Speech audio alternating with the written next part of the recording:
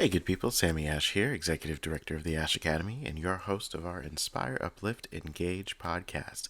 Just want to thank you all once again for supporting our Mentors and Mimosas Gala festivities, especially the silent auction, which was a great success. Packages included various black owned businesses, vacation packages, wine experiences, and more.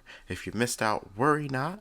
We've got another silent auction coming next year with our Black Entrepreneur Expo and Mixer, February 2022. If you have a package or item you'd like to donate so that we can include in this silent auction, reach out. We'd love to include you. Now, let's get started with the show.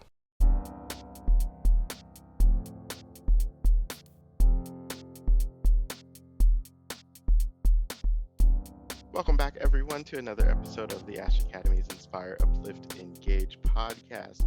I'm Sammy Ashe, your host, and today we're joined by Robert Cabral, calling in from New York. He is the VP of Business Development and Support at Data Camp, which is in education technology. Thank you so much for joining us. Thanks for having me, Sammy. Absolutely. Now, shout out to City College of New York. That is how we originally met, but it's been many years between there. Since we were in the theater department together. You were acting, I was directing. Um, Theater was actually a minor for me, and I spent very little time in the theater department, but made some of my best friends there. So did you get a degree in theater? Was it just you having fun? Like what was that part of your life? Yeah, I was actually a minor in theater as well. Funny enough, I mean, I was just looking for something to do that was interesting and get some credits and get a little bit out of my shell. I don't know if you've noticed from knowing me, but I'm a bit of an introvert, so that sort of helped a little bit. But yeah, it was a great experience. I got to meet a lot of interesting people and succeeded in getting out of my shell a little bit, so that was fun. Shout out to the interesting people and shout out to the introverts because I had to work through a lot of my own Right. traits in that department. So you know what, we learn a lot in theater, and they're certainly interesting people. Let's just say that. So from that minor all the way till now, being an ed tech, can you talk about your journey to getting there? Uh, Yeah. I mean, honestly, I've always been into technology. I think people our age, we've been immersed in it, more so kids that are growing up right now, obviously. But I never really saw myself as the person, building these tools and, being behind the computer, coding, things like that. Found it interesting, but mhm. just didn't see myself doing that. So, I mean, long story short, I ended up studying marketing advertising at City College. And my first job out of college was really working for a technology company as well. They were basically building software for PR professionals, advertising professionals. It was interesting, but it wasn't, something I felt like something was missing there for me personally. Um, and I got the opportunity a few years later to work at a company called Schoology, and that is basically a software company. It was recently acquired by PowerSchool, if you've heard of them, and they basically built an ecosystem for parents, students, administrators to facilitate learning. So it's a little, So it's something. It was really awesome, and right now with COVID going on, or more so a year ago, it really became an important part of um, education for a lot of public sectors. So a lot of public schools, I should say. So that really sparked something within me. I really enjoy the education side of things and also the technology side of things. So that sort of converged for me. While I was in college, I was doing some tutoring part-time. So it's always been something that I've been interested in.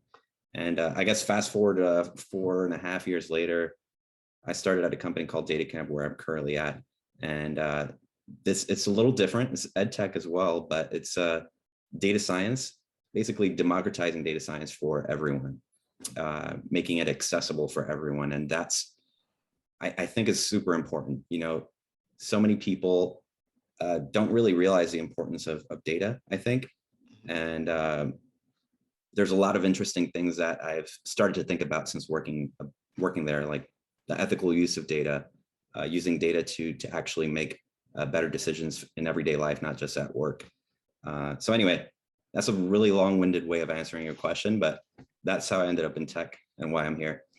We like the long-winded stories. We want people to know that it takes a process to get to where you're going, and your story isn't over yet. Fun fact, I actually was taking classes at data camp, and once upon a time I wanted to be a data scientist.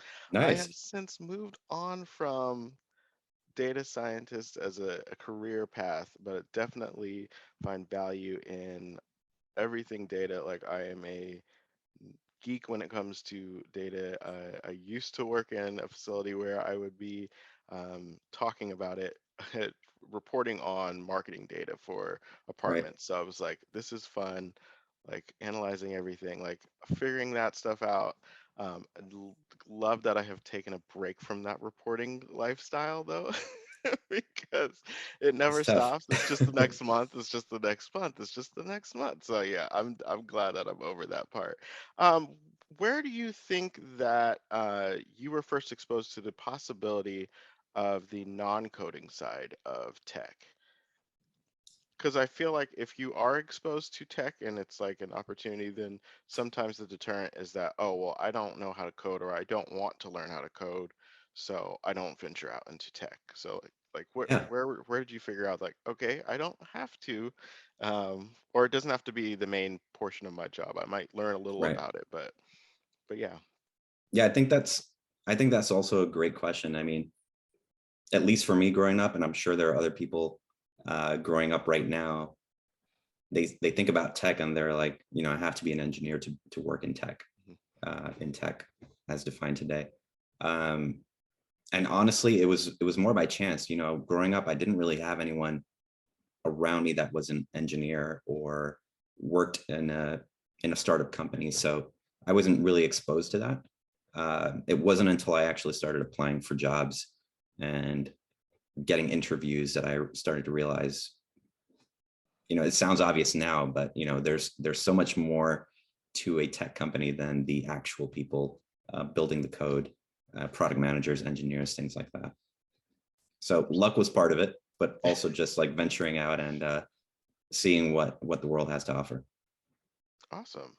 Now, did you have any notable teachers or professors along the way that kind of guided you to be open? Yeah, I mean, I was, I think about this all the time. New York's public school system gets a bad rep, and I understand why, and I see you smirking, so you know why too.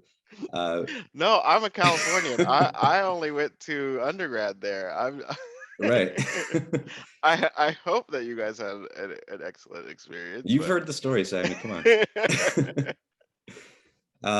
But no, in all fairness, the teachers in New York, the teachers that really helped raise me, I should say, are some of the best teachers out there. I would say, like Mhm. they have been really committed to my growth, really committed to not just me as an individual. They really care about their students, and that's what really makes a great teacher.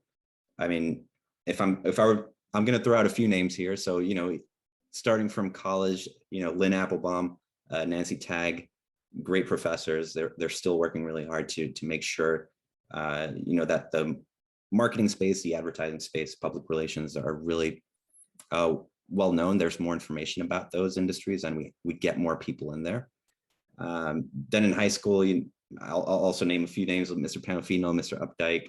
There's so many people I could name who really go beyond just teaching and really try to understand their students, figure out what they're going to get out of life, what they can do out of life, helping them realize what their potential is.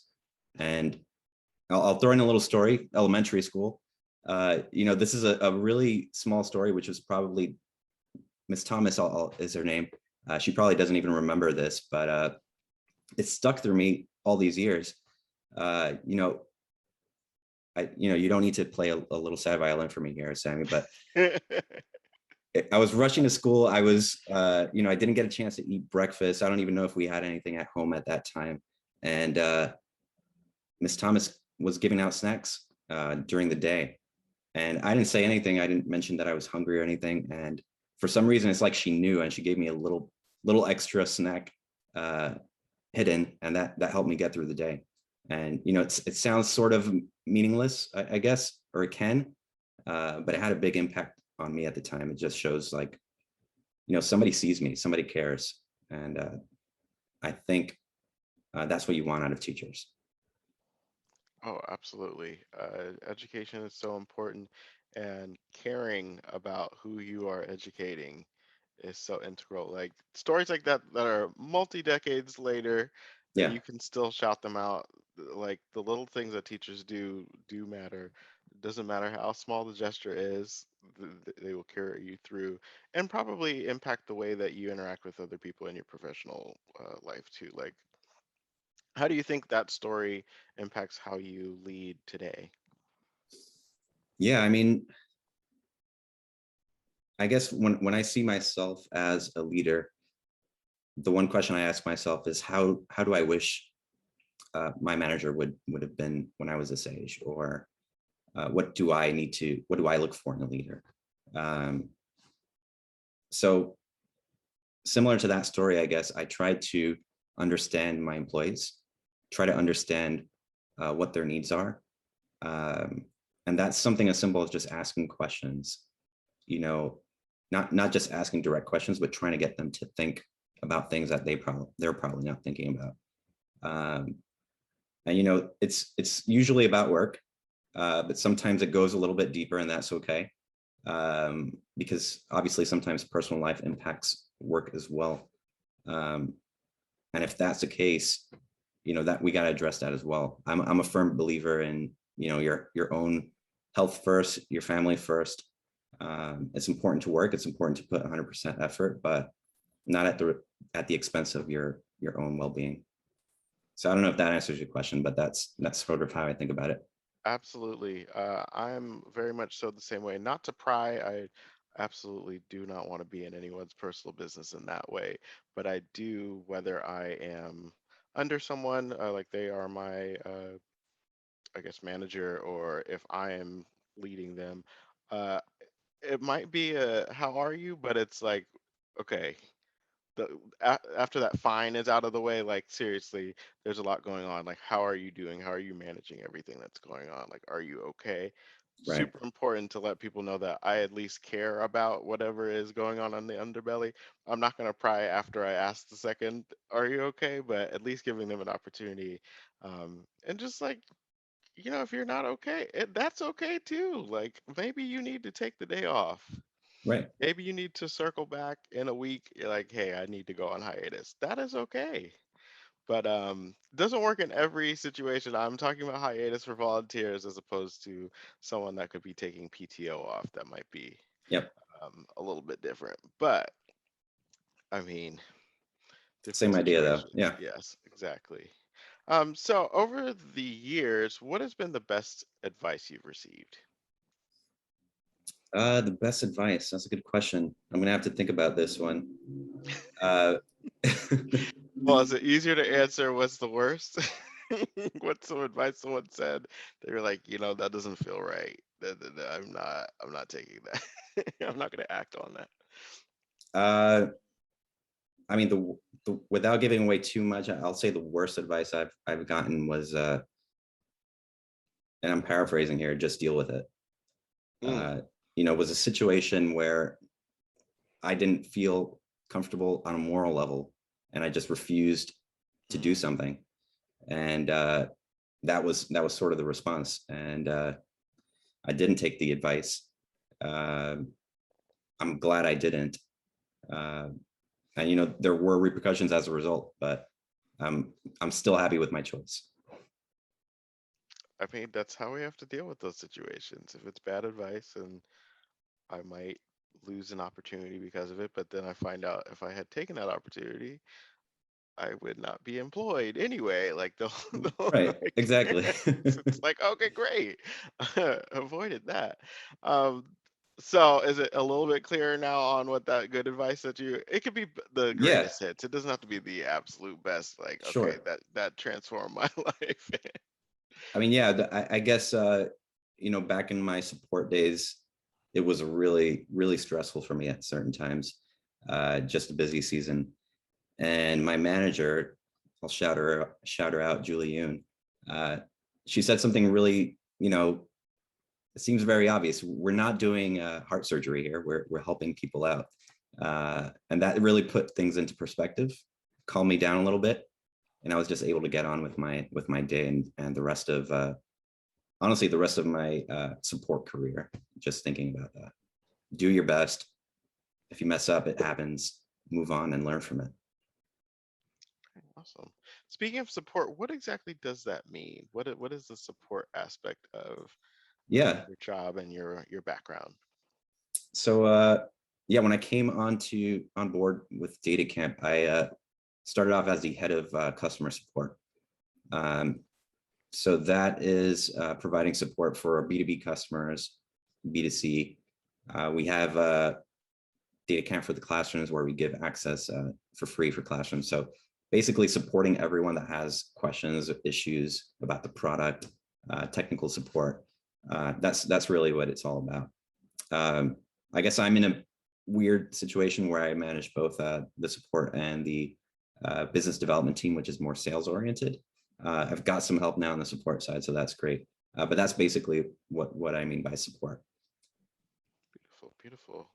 Customer experience is so very important, especially I went from being a vendor to working with and interacting with a lot of vendors. So I'm like, I can just tell the difference between all of these project managers that are doing very well and the ones that I'm like, come on now, I know your dev team is not that backed up. Like, or just tell me the timeline. You can talk to your team member, ask how Right. long. Just Let's say, flag oh them. yeah, we're just really backed up. No, if it's 2 weeks, tell me it's 2 weeks. Yeah. They know the dates. Come on. So that's And just me. sometimes the answer is it ain't gonna happen, and you got to And figure out tell how to me say no. I it. want to hear the Exactly. no. It's impossible. Okay, now I can move on and stop messaging everyone like, hey, Right. what's the update? So that's just a complaint from the Let it services out. side of things. Oh gosh. Okay, so what would you say is the most challenging part of your job? The most challenging part. I mean, I love managing people, but that comes with its own challenges. Mhm. Everyone's got a different personality. Everyone's got different needs. Everyone's got different ways of learning, and it's sort of tough finding a balance. Like, what do you need to do to make sure everyone gets what they need, and you also get what you need in order from the team in order to meet your business goals. Um, so managing the team, it's a great experience, but it's also a challenge. And also, just thinking ahead 1 month, 3 months, 6 months ahead, and planning and forecasting, that can be a bit of a challenge. There's a lot of unknowns, a lot of Mhm. uh, forks in the road. So it's being very flexible and adaptive is important for my role, and it's also like what makes it challenging. I mean, speaking of unknowns, how was the past year, or actually, we're going on 2 years of 3 years of COVID, if we really want to be honest on when things Yeah, were first stated and we didn't do anything about it. right. But how has the last couple of years impacted you? Yeah, from a business perspective, I mean, it's been pretty much business as usual. Obviously, doing it from home, Hmm. um, but I have time to do more things throughout the day. If I need to drop my son off at school, I can do that. If I need to take him to a baseball game, I can do that as well. Or if I need to get in more work instead of dealing with an hour and a half of commuting, sweaty people all over me in the one train, I can do that as well. So it's had its perks, but it's also been challenging. Obviously, last year my son was remote, so sharing offices was a little challenging. Um, I can only imagine. yeah, but you adapt. You learn to adapt. You make things work.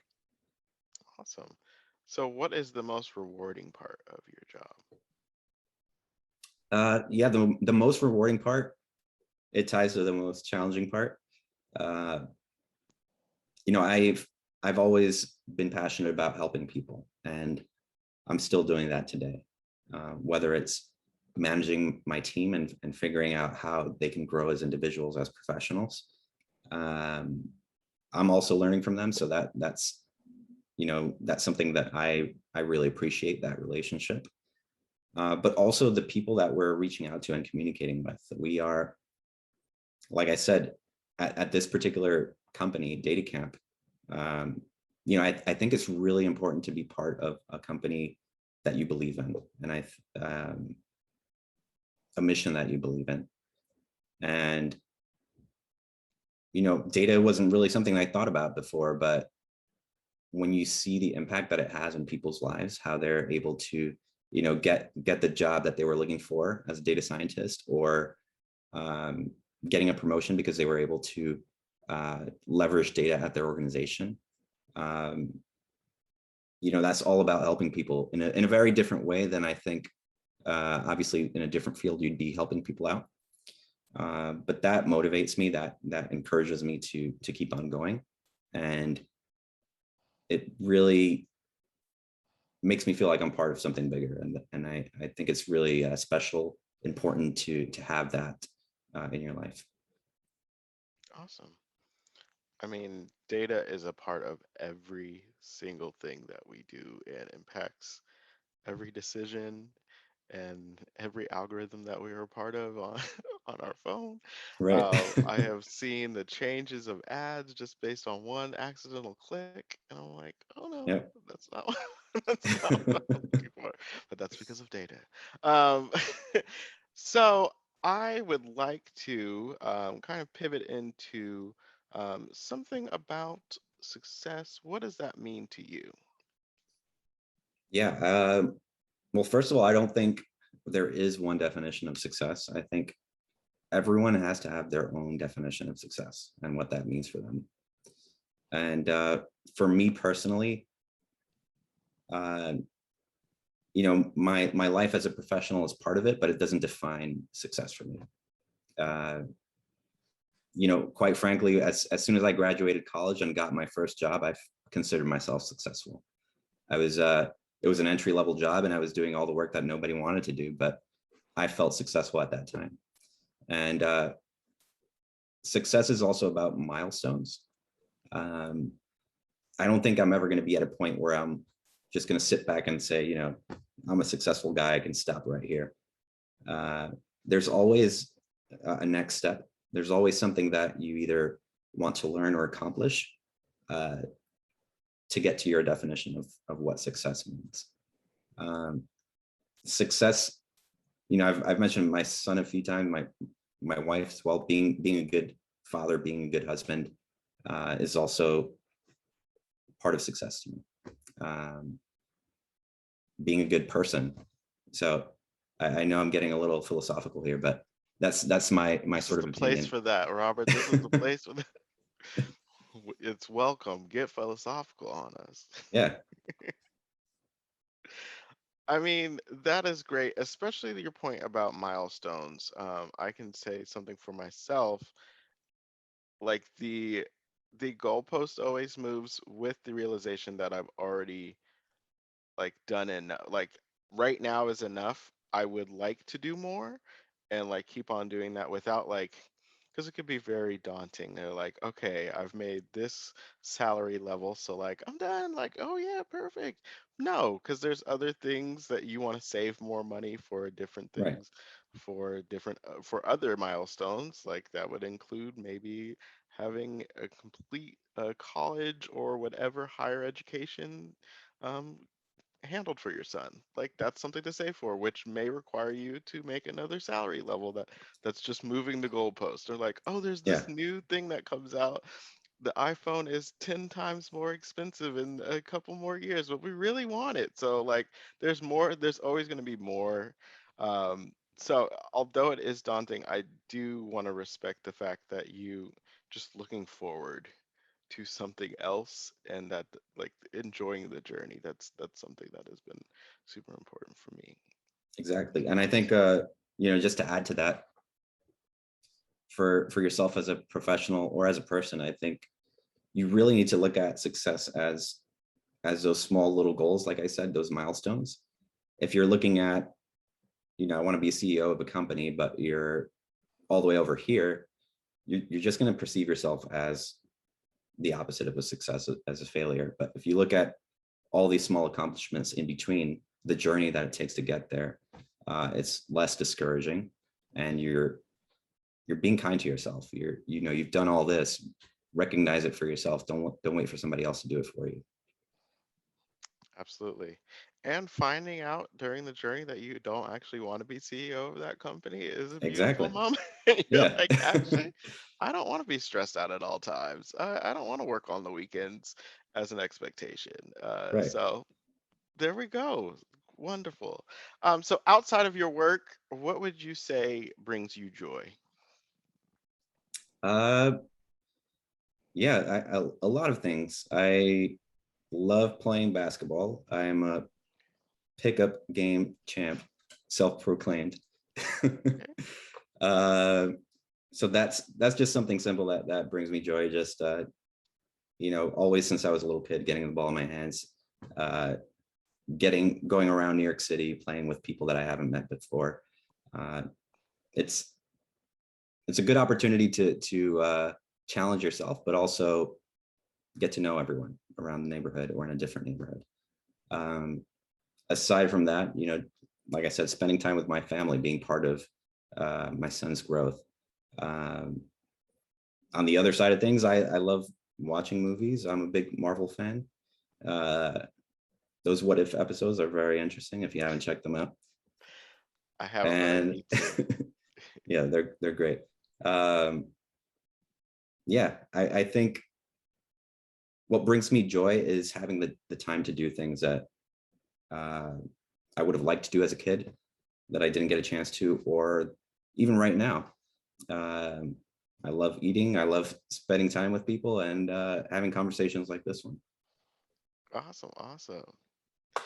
All right, let's segue into our final line of questioning. Are you ready for our final Let's go. Is Q&A? this a Spitfire question? Rapid fire? It's not rapid fire. It's the Okay, same pace, but it's showing you that it's getting towards the end. There's no more got it. surprise questions. Time to say goodbye. Okay, I get it. Yes.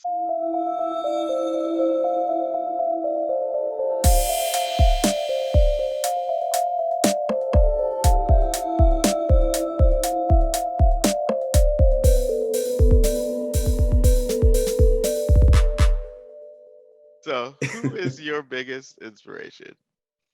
My biggest inspiration. I mean, when I think of inspiration, I think of a few people come to mind. Uh, my father-in-law, my wife's dad, he grew up in the Dominican Republic, and education was not really accessible at the time. But Mm. later on in his life, he really fought hard to.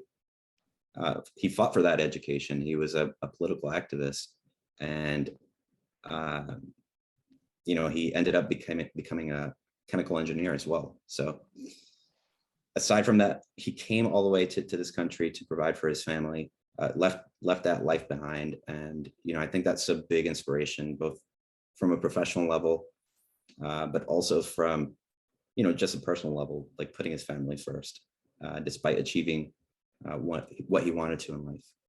Um, so that's one person. I could go down the list, but I'll keep it at that person for now. Awesome, awesome. Who do you hope to uplift with your work? Who? I think anyone who needs uplifting, really. It's not a cop out answer. I really mean that. Uh, people like you and me who were kids, 12, 13 years old, not knowing what to do in life, not knowing where they can be in life, not knowing where their potential could be. Um, and just everyone around me being able to uh, just because you uplift someone doesn't mean that you don't need to be uplifted too. I think um, you need to be surrounded by people that just uplift each other. Absolutely. You're not going to get me cried on this episode, but I will say I appreciate that because it's just like therapists. Right. They gotta can't handle their own self care, and people need to check up on them too. Um, but yeah, you're doing a lot of work that's uplifting others. You need to be uplifted too, and check in on yourself. Take care of yourself. Absolutely. Um, how do you stay engaged with your motivation? In other words, what keeps you going? Um, yeah, I'll go back to my answer earlier. I, my mind works in this very uh, step oriented way where it's like, I want to do this. What are the small goals that I need to get there? And it is rewarding when you achieve those tiny goals, whether it's you know, in that same day, in that same week, in that same month. If you see those small results, um, it kind of tricks your own mind into um, really going that step further that it wouldn't be willing to go otherwise. Um, and yeah, I do think about, you also need to think about that end result. Like, what do you want to accomplish? Do you want to buy a new house? Do you want to save up for your kids' college education? Those are all things that motivate me on a, I guess, a monetary basis, but also, do I want to be a good example to, I want to be a good example to my son. I want to be a good example to my community. And those are things that motivate me as well. Beautiful, beautiful. Now, what's next for you? Do you have any speaking engagements coming up? Any events that we could shout out for Data Camp? Anything? What's next for me? Well, this is my first podcast, so you probably won't see me around anywhere. Uh, and yeah, I love what I do here at Data Camp. If you're at a business and you need Data Camp, here's my pitch. You can cut it out if you need to, Sammy. Oh Uh, no, we love it. Go ahead. yeah, I mean, if you're looking to unlock the power of data at your business as a individual, um, reach out to us, try out Data Camp. There's free courses you can test out. Um, and it may not be the right thing for you, but at least as long as you have that baseline understanding, I think it'll help you in any profession. Absolutely. You might end up hosting a podcast, but I'm I sure you appreciate your time at I'm an alum. learning. I don't know if I graduated. I need to go back and check where I left off. But definitely helped me, definitely sparked my interest even further into, data just in general, statistics and whatnot. Data science, maybe not so much because I didn't pursue that, but I did Yeah, end up going into tech. So, different variations for different people, different right. aspects of knowledge that they'll need and use and keep with them forever. So there you go. Tried and So true. I'm an example. Go ahead. no, you've been asking me a lot of questions. I just want to ask you just one question. Why are we doing this? Why do you do this with people? Why do you have these conversations? What motivates you, and what do you hope to get out of I'm very nosy. Although I love being on other people's show, I love asking the questions.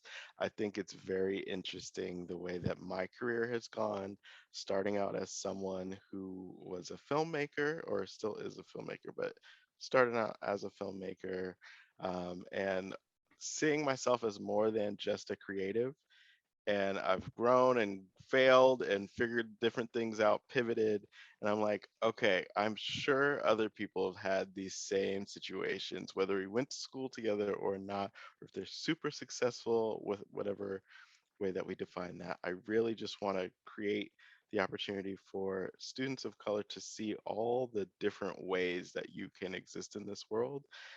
So whether it's professional every other week or if it's tackling a big subject like school to prison pipeline, I just want to talk about these things and make sure Yeah. that, we're starting and sparking conversation so other people can, talk about it at home, talk about it at school, and just figure life out a little bit more each day. That's really why I'm here. So, yeah, That's awesome. absolutely. All right. Well, thank you so much, Robert. This was great. Your very first podcast. I'm sorry to say Yeah. it's over, but everyone, take care. This was another episode of the Ashe Academy's Inspire, Uplift, Engage podcast. Everyone, be well, be safe. All right. Bye. Take care.